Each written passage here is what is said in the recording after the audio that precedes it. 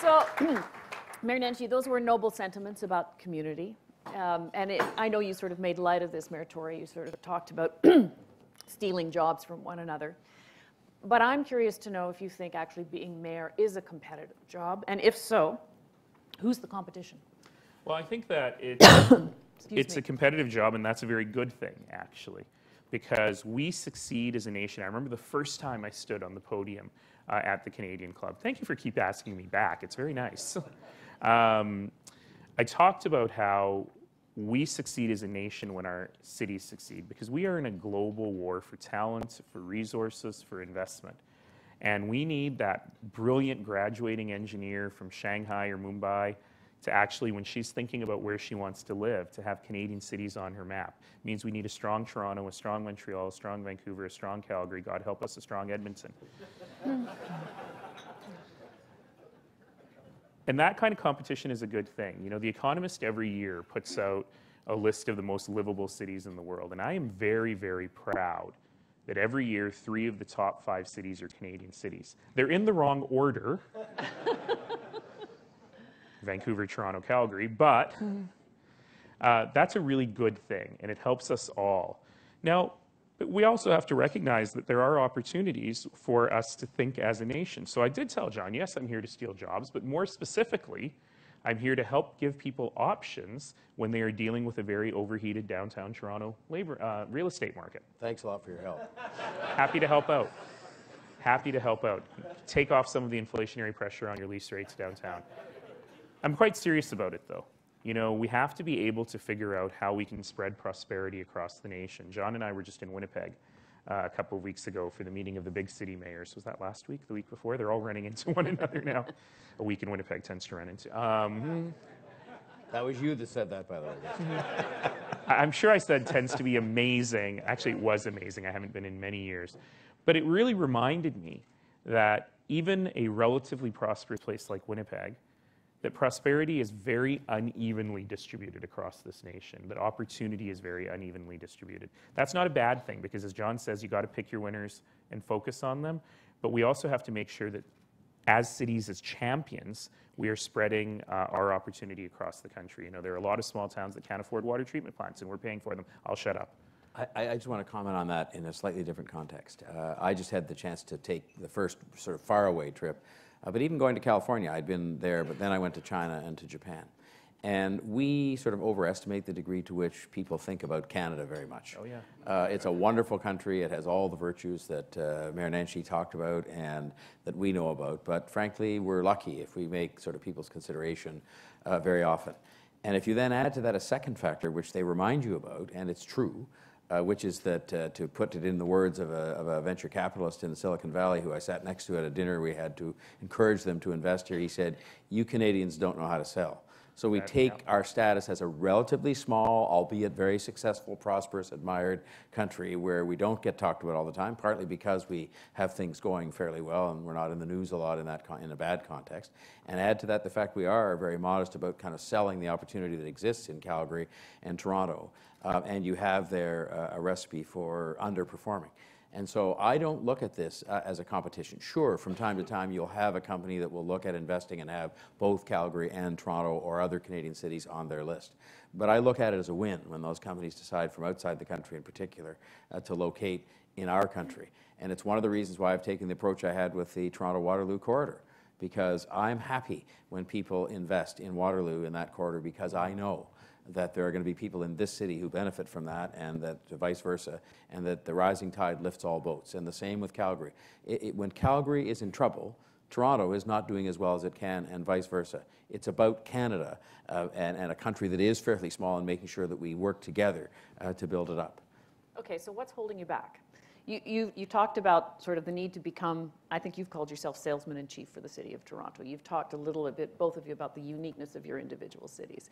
But in terms of becoming an even greater driver of economic growth, what are the obstacles? Well, I'll name a couple of things just to start the discussion. I mean, first of all, I think it is, to some extent, a lack of focus on this kind of rising tide lifts all boats, we're all in it together approach as a country. I think we still have, and there was an article in today's paper somewhere just pointing out the 4 or 5 continuing biggest obstacles when it comes to, say, interprovincial free trade, or even an issue like the pipelines. I mean, I have been supportive, and I took some lashing during the municipal elections on this, because down here it was fashionable to be against the pipelines. And I understand some of the concerns that exist about all of the dangers that exist with any method of moving products like petroleum products. But I also understood and said that I was in favor of these pipelines because, at the end of the day, first of all, we can't be hypocritical. We're using an awful lot of energy down here to fuel ourselves and to fuel our industries. And like Mayor Nenshi, I'd rather be using Canadian energy and supporting the growth and prosperity of another part of our own country than anything else. So I think we failed to do that. We failed to take down the trade barriers that exist. And also, I think our governments have been lacking in courage over time at supporting our champions. And I know it's tough. It's tough in Ontario for a premier of Ontario to do something for Toronto, because everybody kind of goes, oh, well, they have everything, and why would you do anything for them, and so on and so forth. But we've got to play to strength, and that's why I said I was encouraged by what the federal government had done with transit money. Yeah, no, I mean, exactly that, right? What's holding us back is the lack of an understanding of ourselves as an urban nation, the lack of support in some quarters across the country for true national projects like those pipelines. And then the third is we continue to live in a constitutional framework that really disadvantages cities. When the British North America Act was written in 1867, we were a very agrarian nation. So cities don't appear in the Constitution. We are creations of the province. All cities have different relationships and charters. We're working on our city charter now in Alberta with their provincial governments. And as a result, the real nitty-gritty stuff is challenging. So in Calgary right now, we've got a very serious problem with our system of taxation. We only rely on the property tax, which is a lousy, regressive, horrible way to tax people. It's particularly a lousy, horrible, regressive way to tax business. And so if you have noticed the Calgary papers, you see a lot of small businesses.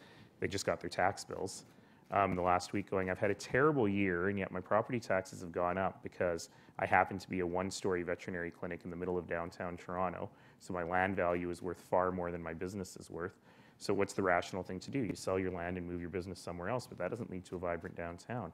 So we need the ability to have tools, well, let's put it this way. From our provincial and federal cousins, we need their money. And can I just add to that, Alison, that if you added up the amount of time that I'm sure you're the same as me, that you spend pleading, and sometimes it comes down to that with other levels of government in this country to give us just the flexibility. Yes, we sometimes need a redistribution of some of the money they collect from cities to be reinvested in cities in things like public transportation and housing and poverty reduction. But the amount of time you spend even just looking for the flexibility when it comes to raising the money needed to run what are two of the biggest governments in the country. They're two of the biggest governments in the country, regardless of which order of government we are. We are two of the biggest governments in the country that we're running. And yet we have to go around and spend our time because of that framework that is ancient, and because, quite frankly, and this maybe takes back some of the kind words I spoke earlier, of an ongoing refusal or an overlooking of the fact that these things need to be modernized so you can run these big governments, which are the ones most relied upon to deliver the services closest to people and most integral to building the economy. The transit, the housing, these are economic issues. They're not just social issues. And yet we have to go and plead for the flexibility, the tools, the resources to build our cities in that way. And it takes up a lot of your time, which it actually shouldn't, because it's not a very good use of your time. Yeah. I don't know what the numbers are in Toronto, but in Calgary, just to give you an example, there are more people in Calgary than there are in each of 5 provinces. You should have Senate seats. Yeah, no. Another order of government. Toronto is bigger than 6 provinces, I think, if I'm doing my math right. So let me just finish this thought. My operating budget is $3 billion a year. Half of it comes from property tax, half from user fees. The citizens of Calgary, businesses of Calgary, so I've got $3 billion a year to work with. The citizens of Calgary send to the provincial government $4 billion a year more than we get in all provincial services. We send to the federal government $10 billion a year, more than we get in all federal services. So we used to be fashionable to talk about the fiscal imbalance in Canada. It's not between provinces, it's between municipalities, big cities in particular, and all the other governments. So when you see Mayor Tory or me hat in hand, or on our knees begging, right, We're not asking for a handout. We're asking for a small tax rebate because we need to be able to invest in things like public transit so that people continue to move to the cities and invest here and pay those taxes. You know, the cost of congestion in the Greater Toronto Area every year is much greater than the turnover of one of the largest companies in Canada. I think it's 2 Canadian Tires is lost just in congestion in Toronto. So people aren't going to live here anymore. If you can't actually get anywhere, I can invest my money somewhere else. You know, I was invited to an event. This is the pitch he's going to go on and give all day. That's right. Oh yeah, that's a good idea. I should throw that in. Any of you have appointments? You can get home by 5:30. If you have a lot of questions to ask him that ties him up from getting to his day, that would be much appreciated. I'll give you one quick anecdote. I was just invited to speak in China at a tourism thing in some never before heard of city. Right? I've never heard of them, so I Googled, where is this place? 14 million people in a province of 140 million people. You know, 4 times the size of Canada. And I've never heard of the province either, by the way. So when John says we are a small player, we're a small player who needs to get itself sorted out. So maybe we need to, and if you want to think about big ideas, I was intrigued as I was preparing for this by Benjamin Barber's book, If Mayors Ruled the World. And he posits the argument that, in fact, in an interdependent global economy, nation states no longer really are as effective as they once were. That in fact, the things that threaten us now, disease, terrorism, climate change, those things know no national boundaries. And that mayors, in fact, are problem solvers. Well, it's the flip side to what you were saying, which is if you want to look at solving or addressing challenges or solving problems, how are they solved? They're solved locally. They'll solve person to person, street to street, neighborhood to neighborhood, small business to small business, educational institution to educational institution. It happens locally. And so there's been this kind of phrase that's kicked around, I don't know who said it first, that all politics is local. Well, all human interaction basically is local. And as a result, national governments are very important in terms of setting the framework for economic development in terms of like interest, monetary policy and so on and so on. Very important decisions. But in terms of where almost everything gets delivered, at the end of the day, it's delivered by city governments. And that's why there's such an incongruity between that reality and the reality that we go around pleading for the resources to actually do what we're best suited to do, which is to deliver on some of their policies. We all have a commitment, at least I can speak in Ontario, and I'm sure it's true in Alberta, on poverty reduction, federal, provincial, and local. We do all the work. Where are all of those things going to be? Where's the housing going to be fixed? Where are the transit lines going to be built to connect people to opportunity? Where's the child care going to be established? It's not going to be established by somebody in Ottawa making a decision. It'll be done here in Toronto or in Calgary. And that's why the role of cities is so important in addressing what you just said. So if you think about Canada and its place in the world, beyond Canada at 150, do we have to rethink those kind of, I hate to say the word, the Constitution? Do you have to rethink the kind of way we shape our governments and who has power?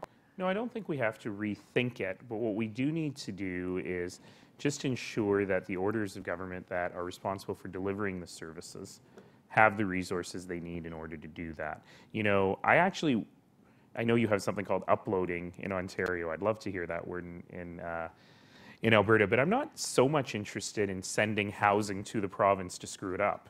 I'm happy to deliver it and do a better job than they can do, but I need the resources in order to do that.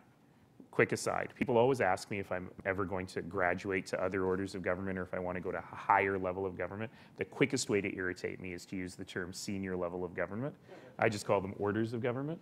But it's worth noting that the mayors in this country, you know, John was in provincial politics, the mayors of Mississauga and Brampton were in federal and provincial politics respectively. Denis Coderre, the mayor of Montreal, was a federal cabinet minister. The action is at the municipal level. Mike Savage was a former MP. Gregor Robertson in Vancouver was a former MLA. The action in the city is really, the action in the country is really at the municipal order of government. We do the stuff that matters to people every single day, and we're attracting the talent to do that. Now we just need the resources in order to be able to do it. Or the flexibility. So it doesn't sound all the Yeah, time yeah. like It's not just we're we're taking money, begging sure. for money. I mean, there is that, I think, unfortunate, what's the word, inequitable distribution of money that Naheed was referring to. I don't have the equivalent numbers for Toronto, but I'm sure they're the same or worse. But it's just about flexibility, sometimes to give us the ability to do things that right now under this little box we're in, that's a legislative box. I mean, quite literally, the City of Toronto, like the City of Calgary, exist only because of a statute of the provincial legislature of the two provinces that set out exactly what we can and can't do, and oftentimes has very little flexibility in it when we're running, in our case, a $10 billion government. I mean, it is not modern, it's not